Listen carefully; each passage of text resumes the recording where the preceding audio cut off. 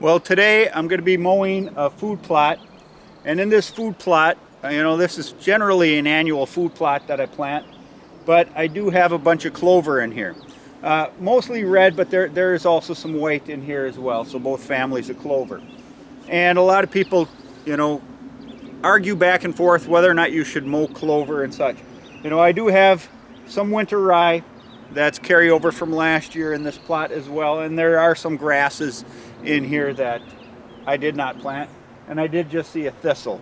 And so, mowing can be a way to help control weeds and reduce your need for herbicides. And the other benefit is by mowing this, I'm actually going to be putting some nitrogen back into the soil.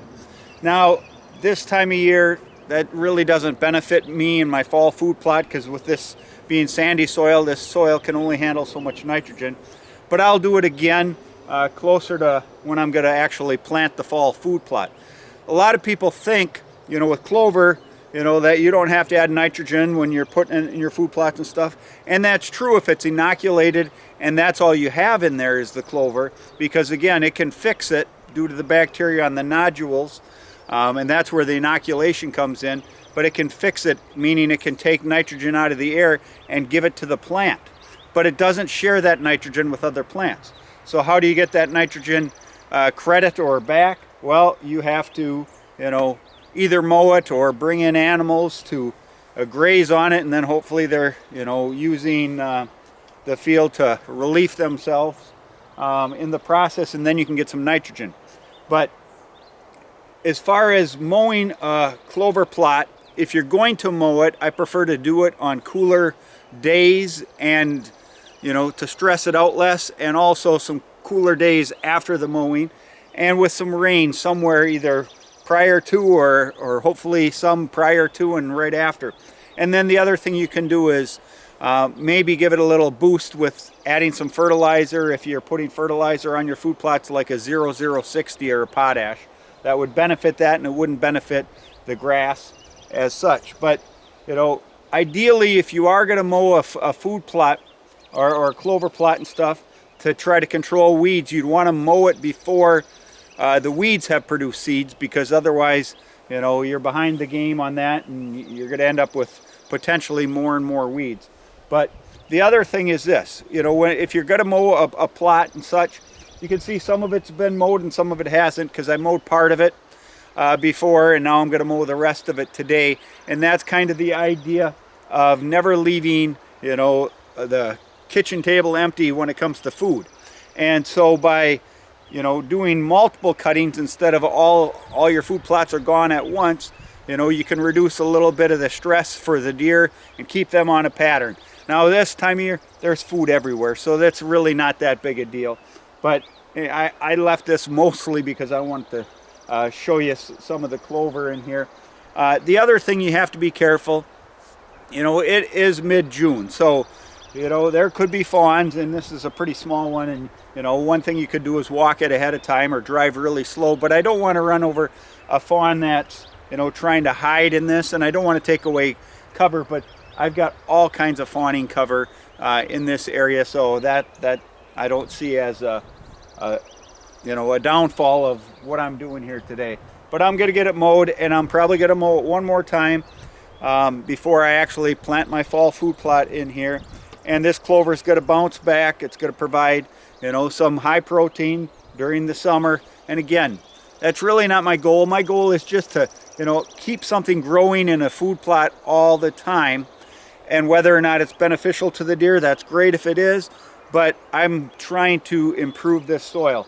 So this stuff that I'm mowing, is going to break down and be slow release fertilizer for this field. Some of it's going to, remain in the soil as organic matter, so I'll be bumping up the organic matter slightly. But the majority of it, isn't really going to turn into organic matter and turn my soil test around to having high organic matter, because again, it's going to break down. But the roots also help, as they break down, to build more organic matter. But we're going to get it mowed, and again, it's a cloudy day. It's, in the low 60s, and that's the high today, and they're calling for rain here in the next day or two, and I think tomorrow it gets up to 70 degrees. So this is an ideal time to go ahead and cut the clover. But again, you will hear all kinds of different arguments to either mow or not mow your clover plots. And again, the correct answer is it really depends, because what your goals are.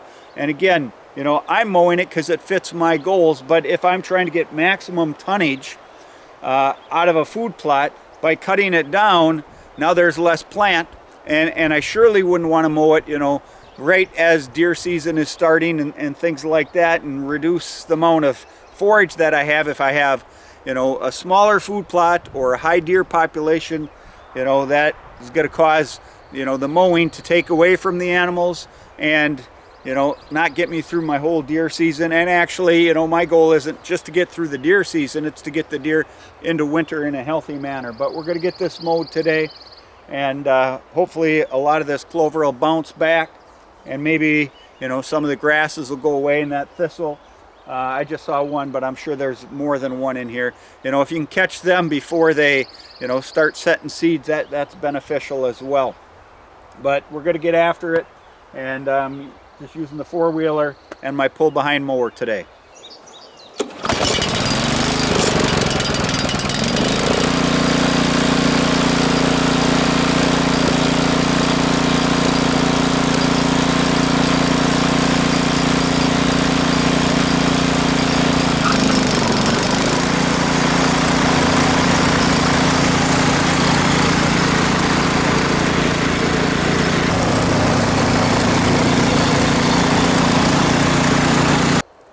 So I just finished mowing, and I think my plan for this food plot is this. We'll see how well the clover bounces back, and you know, if it starts being overwhelmed by grasses, you know, the winter rye that I mowed, some of that might bounce back, but I'm okay with that because it really hasn't hit the dough stage when it's easier to terminate. But I'm fine if that bounces back. But with the other grasses, you know, I could come in here if you know, the clover's being overtaken by the grasses, and spray a grass-specific herbicide like clethodim. And if this clover really takes off and is doing well, I think my plan would be, when I go to plant this fall plot, I'll leave the clover, I'll just mow, throw and mow, or mow and throw. So I'll put out some winter rye before a good rain, and I'll mow the clover, so that way we got a mulch layer over top of it.